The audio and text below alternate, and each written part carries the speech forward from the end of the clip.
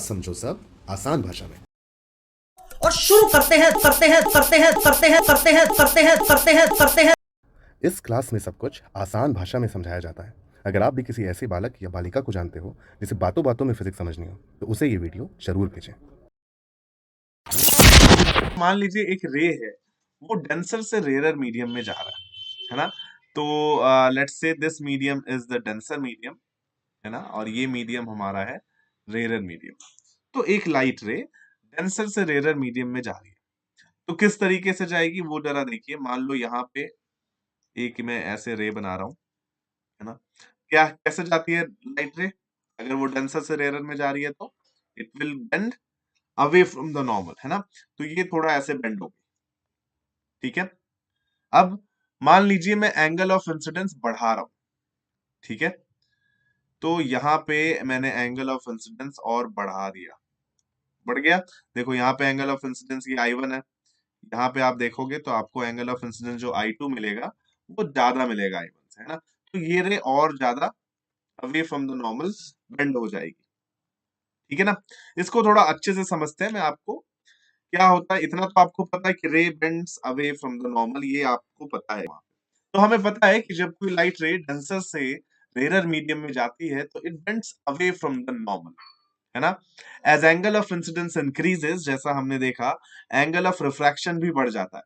जैसे जैसे आप एंगल ऑफ इंसिडेंस बढ़ाते हो वैसे वैसे आप देख सकते हो कि एंगल ऑफ रिफ्रैक्शन भी बढ़ता जा रहा है, राइट। तो यहाँ पे देखिए सीन क्या चल रहा है। यहाँ पे एक सीन देखिए, यहाँ पे हम डिराइव करने की कोशिश कर रहे हैं कि क्रिटिकल एंगल कैसे हम उसकी वैल्यू लिख सकते हैं। तो देखो यहाँ पे एक लाइट सोर्स है, यहाँ पे सबसे पहले एंगल ऑफ इंसिडेंस किया गया 0 डिग्री, ठीक है। और वो स्ट्रेट चला गया, क्यों? क्योंकि एंगल ऑफ इंसिडेंस 0 था तो एंगल ऑफ रिफ्रैक्शन भी 0 हो जाएगा, ठीक। फिर यहाँ पे लाइट रे ऐसे गई, हमने एंगल ऑफ इंसिडेंस थोड़ा सा बढ़ाया, 20 डिग्री किया, तो आप देख सकते हो एंगल ऑफ रिफ्रैक्शन थोड़ा और बढ़ गया, ठीक है भाई। जैसे जैसे हम लोग एंगल ऑफ इंसिडेंस बढ़ाते जा रहे हैं वैसे वैसे हमारा रे और भी ज्यादा away from the normal bend हो रहा है, राइट। अब एक चीज इमेजिन कीजिए, एक सेकंड हैप्पी रंजन, एक सेकंड हैप्पी रंजन, मैं थोड़ा एक बीच में वो बार बार रुक जाते हैं ना, इसलिए मैं इसको कंप्लीट कर रहा हूँ। तो जैसे ही आप एंगल ऑफ इंसिडेंस बढ़ाते जाओगे और आपकी रे away from the normal bend होती जाएगी, एक सिनेरियो आप इमेजिन कीजिए जिसमें लाइट रे गई, राइट, और वो इतना बेंड हुई away from the normal such that it became parallel to the surface, है ना। इस केस में एंगल ऑफ रिफ्रैक्शन कितना हो गया? देखिए ये हमारा नॉर्मल है, नॉर्मल और इसके बीच का जो एंगल है वो हो गया 90 डिग्री, राइट। यही केस जो होता है वो क्रिटिकल केस होता है, and angle of incidence in this case, ये वाला angle of incidence is called critical angle. समझ आया आपको क्रिटिकल एंगल क्या है? तो जब भी लाइट रे डेंसर से रेयर मीडियम में जाती है, आप किस तरीके से डिफाइन करेंगे मैं वो बता रहा हूं, ठीक है।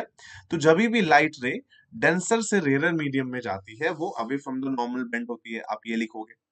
फिर आप बोलोगे the angle of incidence for which the refracted ray becomes parallel to the surface, है ना। दिस एंगल ऑफ इंसिडेंस के लिए रिफ्रैक्टेड रे जो है वो सरफेस के पैरेलल हो जाए, है ना, वही एंगल कहलाता है क्रिटिकल एंगल, और हम उसको IC से डिनोट करते हैं, ठीक है। समझ आ रहा है इतना? ये सारी चीजें यहाँ पे नीचे लिखी हुई है। The angle of incidence for this case is called critical angle. तो इसका डेरिवेशन देख लेते हैं कि अगर हमारे पास ये मीडियम्स गिवन है कि लेट्स से वाटर से एयर में जा रही है ना, तो उस केस में हम क्रिटिकल एंगल कैसे निकालेंगे? चलिए तो अभी देखते हैं कि अगर हमारे पास मीडियम गिवन है डेंसर और रेयर मीडियम, तो हम उस केस में क्रिटिकल एंगल कैसे निकालेंगे, right. And this is very important क्योंकि क्रिटिकल एंगल से ही रिलेटेड है हमारा टर्म टोटल इंटरनल रिफ्लेक्शन, है ना। आप इसका थोड़ा सा ऐसे ही देख लीजिए हिंट, इसी डायग्राम में आपको दिख रहा है कि देखिए इस रे की बात कीजिए, इस इंसिडेंट रे की। ये इंसिडेंट रे के लिए जो एंगल ऑफ इंसिडेंस है वो क्रिटिकल एंगल से भी ज्यादा है ना। तो क्रिटिकल एंगल वाले केस में क्या हुआ? क्रिटिकल एंगल वाले केस में रे जो है वो नॉर्मल से अवे बेंड हुई और सरफेस के पैरेलल हो गई, ठीक।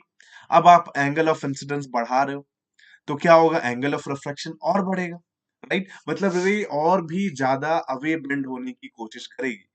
तो आप सोचो, जैसे ही अब आपकी एंगल ऑफ इंसिडेंस और बढ़ेगा, एंगल ऑफ रिफ्रैक्शन और बढ़ेगा। तो एंगल ऑफ रिफ्रैक्शन पहले ही 90 डिग्री था यहाँ पे क्रिटिकल एंगल के केस में।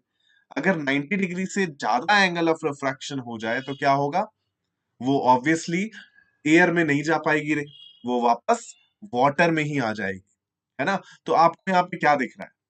आपको दिख रहा है कि यहाँ पे लाइट रे जो वाटर से निकली वो वाटर में ही आ गई, है ना? इसका मतलब रिफ्लेक्शन हुआ है। रिफ्लेक्शन में मीडियम नहीं बदलता, रिफ्रैक्शन में तो मीडियम बदलता है ना। तो यहाँ पे हुआ है रिफ्लेक्शन, इसीलिए इस फिनोमेना को कहा जाता है टोटल इंटरनल रिफ्लेक्शन। समझ गए?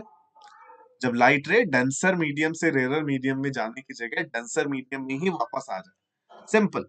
चलिए, तो यहाँ पे ध्यान दीजिए, क्रिटिकल एंगल कैसे निकालेंगे, ठीक है? इसकी डेफिनेशन पहले दी हुई है। दो तरीके की डेफिनेशन हो सकती है, देखो। एक तो हो सकती है व्हेन लाइट रेज गो, ये तो आपको पता है, right? The angle of incidence for which angle of refraction becomes 90 degree. ये सिंपल डेफिनेशन है ना? बढ़िया। और नहीं तो the angle of incidence for which the refracted ray becomes parallel to the interface. दोनों में से कोई भी डेफिनेशन आप यूज करो, दोनों सही है, ठीक है? अब एक क्वेश्चन का जवाब दो जल्दी से। आप दीजिए हैप्पी रंजन, जल्दी से क्वेश्चन का जवाब दो कि क्या क्रिटिकल एंगल वाला जो सिनेरियो है वो पॉसिबल है अगर लाइट रे रेयरर से डेंसर में जाए। जैसे मान लो ये रेयरर है, राइट, और ये डेंसर है, ठीक? लाइट रे जा रही है एक रेयरर मीडियम से डेंसर मीडियम में। ये पॉइंट ऑफ इंसिडेंस है, मैंने नॉर्मल भी बना दिया, ठीक है? अब बस मुझे इतना बताओ कि क्या इस केस में क्रिटिकल एंगल हो सकता है क्या? जैसे आपने वो देखा डेंसर और सर रिलेटिव और एब्सोल्यूट रिफ्रैक्टिव इंडेक्स में क्या डिफरेंस है? अरे यार, यही मैंने लास्ट क्लास में बताया था यार। तुम बस, मैं आपको बस, आप यहाँ पे फर्स्ट टाइम आए हो तो मैं आपको दिखा देता हूँ। देखो, ये पूरी चीजें मेरी लास्ट वीडियो में थी, ये देख रहे हो? How we compare mediums based on speed और व्हाट इज रिफ्रैक्टिव इंडेक्स। यहाँ पे देखिए, relative refractive index of a medium, ठीक है? Relative refractive index of the medium में मैंने यहाँ पे पूरा डिटेल में पढ़ाया था लास्ट क्लास में, ठीक? फिर उनकी डेफिनेशंस और वो कैसे आया था, भाई देखना पड़ेगा, ज्यादा बड़ा वीडियो नहीं है, है ना? बस आप 5 मिनट देखोगे, 5 मिनट में ही मैंने वो कवर किया है।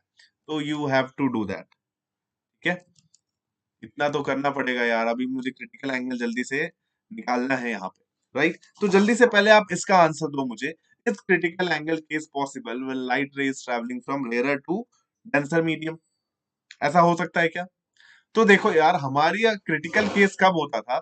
जब हमारा रिफ्रैक्टेड रे सरफेस के पैरेलल हो जाए, सॉरी, राइट, सरफेस के पैरेलल हो जाए। यहाँ पे देखो, रेयरर मीडियम से डेंसर मीडियम में हमें पता है जब लाइट रे जाती है तो वो टुवर्ड्स द नॉर्मल बेंड हो जाती है ना? टुवर्ड्स द नॉर्मल अगर लाइट रे बेंड हो जा रही है तो क्या होगा? आप कितना भी एंगल ऑफ इंसिडेंस बढ़ा लो, राइट, आप जैसे मान लो ये वाला लाइट है, ठीक है? इस इंसिडेंट रे के लिए आपका एंगल ऑफ इंसिडेंस बहुत ज्यादा है, लेकिन क्या होगा? अब जब ये डेंसर में जाएगी, ये फिर टुवर्ड्स द नॉर्मल बेंड हो जाएगी, ऐसे R2 हो जाएगा ये, है ना? ये R1 हो जाएगा।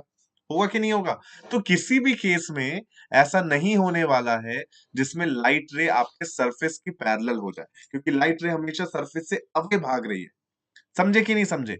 तो इसका मतलब जब भी लाइट रे रेयर से डेंसर जाए, उस केस में पॉसिबल ही नहीं है कि आपका क्रिटिकल एंगल वाला केस हो जाए। तो ध्यान रखना, कंडीशंस ये पूछा जाता है एग्जाम में, right, two conditions for TIR to take place. तो एक तो सबसे इंपॉर्टेंट यही होता है कि रे जो है वो डेंसर से रेयरर में जानी चाहिए, रेयरर से डेंसर में नहीं। समझ आया ना? चलो, ये चीज ध्यान रखो। अब हम देखने की कोशिश करेंगे कि क्रिटिकल एंगल की वैल्यू फाइंड कैसे करते हैं, ठीक है? चलो जल्दी से देखो, ये हमारा आज का लास्ट टॉपिक होगा। चलो, तो यहाँ पे निकालते हैं हम लोग जल्दी से क्रिटिकल एंगल, अब बिल्कुल टाइम वेस्ट नहीं करेंगे, ठीक है? तो मान लो ये हमारा मीडियम है, right? Let's say denser medium में ये वाला बना रहा हूँ, ठीक है? इसका रिफ्रैक्टिव इंडेक्स म्यू डी लिख दिया मैंने, और रेयरर मीडियम का रिफ्रैक्टिव इंडेक्स है म्यू आर, ठीक है? लाइट रे जा रही है, मैं डायरेक्टली क्रिटिकल एंगल वाला केस बना रहा हूँ, ठीक है? तो मान लो ये एंगल ऑफ इंसिडेंस इस तरीके से जब था, यहाँ पे हमने बनाया था नॉर्मल, और ये क्रिटिकल एंगल वाला केस है, मतलब ये एंगल ऑफ इंसिडेंस कितना होगा, क्रिटिकल एंगल। अब जब angle of incidence critical angle के इक्वल है तो आपको पता है रे जो है रिफ्रैक्टेड रे वो सरफेस के पैरेलल हो जाएगी, एंगल ऑफ रिफ्रैक्शन हो जाएगा 90 डिग्री, ये हमारा नॉर्मल है। कैसे निकालेंगे हम रिलेशन, तो स्नेल्स लॉ अप्लाई करो, ठीक है। तो applying Snell's law, Snell's law apply करोगे at the interface. Snell's law क्या बोलता था, μ1 into sine I is equal to μ2 into sine R, है ना। तो यहाँ पे मान लो मैं यहां से लिख रहा हूं mu D into sine I C, mu D into sine I C is equal to μ2 into sine R. तो यहाँ पे μ2 है म्यू आर और sine R angle of refraction कितना है 90 डिग्री, तो ये हो गया साइन 90 डिग्री, ठीक है। साइन 90 कितना होता है भाई, साइन 90 होता है 1, तो ये हो गया आपका mu D into sine I C is equal to mu R. Clear है, आपको आईसी निकालना है ना, आपको क्या निकालना है, आपको क्रिटिकल एंगल निकालना है। तो यहां से आप लिख सकते हो, देखो sine IC is equal to mu R by mu D, ये रिलेशन है आपके काम का, ठीक है। आपको अगर दो मीडियम दिए हुए हैं, उनकी रिफ्रैक्टिव इंडेक्स दी हुई होगी, है ना, तो आप उस केस में डेंसर से रेयर मीडियम में जाने वाली लाइट के लिए क्रिटिकल एंगल निकाल सकते हो। कि साइन आईसी की वैल्यू आपको मिल जाएगी, that is refractive index of the rare medium divided by refractive index of the denser medium. यहां से आप चाहें तो आईसी ऐसे भी लिख सकते हैं, IC is equal to sine inverse mu R by mu D, है ना। बहुत सारे बच्चों को साइन इनवर्स में थोड़ा कंफ्यूजन रहता है, मैं एक बार यहाँ पे हल्का सा बता देता हूँ। देखो कि if sine theta is equal to X, मान लो साइन थीटा की वैल्यू एक्स है, तो थीटा को आप लिख सकते हो sine inverse X, just a way of writing. Example में जैसे आपको पता है साइन 30 की वैल्यू कितनी होती है, तो साइन 30 की वैल्यू होती है 1/2, राइट। तो आप ऐसा भी लिख सकते हो the 30 degree is equal to sine inverse 1/2, है ना। मतलब कहीं पे अगर आप साइन इनवर्स 1/2 लिखा हुआ देखते हो तो उसका मतलब क्या होता है 30 डिग्री है, ठीक है। चलिए, नहीं तो π/6 रेडियंस, उसी भी तरीके से अगर डिग्री में है तो डिग्री में समझ जाओ आप। तो इसी तरीके से आप आईसी निकाल सकते हो। आपको क्या क्या चीजों की जरूरत पड़ेगी, बस आपको जरूरत पड़ेगी म्यू आर की, refractive index of the rare medium and refractive index of the denser medium. समझ आ गया आपको। जैसे एक एग्जांपल मैं आपको देके बताऊं कि लेट्स से ये एयर है, राइट, और ये वाटर है, ठीक है। तो लाइट रे जो जा रही है वो ऑब्वियसली वाटर से एयर में जाएगी और हमें उसका क्रिटिकल एंगल निकालना है। तो ये वाटर का रिफ्रैक्टिव इंडेक्स आपको मैंने याद करने बोला था, किसी को याद है? वाटर का रिफ्रैक्टिव इंडेक्स होता है 4/3, याद कर लेना, ठीक है। एयर का रिफ्रैक्टिव इंडेक्स होता है 1। यहाँ पे लाइट रे गई इस तरीके से, हमें क्रिटिकल एंगल वाले केस में हमें निकालना है कि क्रिटिकल एंगल कितना होता है, ठीक है। कैसे निकालेंगे, तो सीधा फॉर्मूला लगा दो आप, sine IC is equal to mu R by mu D. Mu R कितना है, refractive index of the rare medium which is air 1 divided by refractive index of the denser medium, मतलब 4/3। So this will come 3/4। आप क्या करोगे, sine IC is equal to 3/4 हो गया, तो IC कितना हो गया, साइन इनवर्स 3/4। अब साइन इनवर्स 3/4 कितना होता है, ये काम आप निकालोगे। साइन इनवर्स इसकी वैल्यू जो है वो आप मुझे निकाल के बताओ, कमेंट करो कि बताइए वाटर और एयर के इंटरफेस के लिए क्रिटिकल एंगल कितना होता है। कैलकुलेटर लो, साइन इनवर्स लगाओ और मुझे साइन इनवर्स 3/4 की वैल्यू कमेंट करो नीचे, ठीक है। सो लेट्स सी कितने बच्चे वीडियो देख के कमेंट करते हैं, एंड कुछ भी डाउट हो तो मुझे बताना। चलिए, तो आई होप ये सारी चीजें आपको क्लियर हो गई होंगी, और कोई भी डाउट हो तो नीचे कमेंट सेक्शन में कर दीजिएगा और नेक्स्ट क्लास में आ जाइएगा। चलो, तो वीडियो लाइक कर दो, चैनल को सब्सक्राइब कर दो, एंड थैंक यू। कहाँ भागे रे मन चला जाए, किधर जाने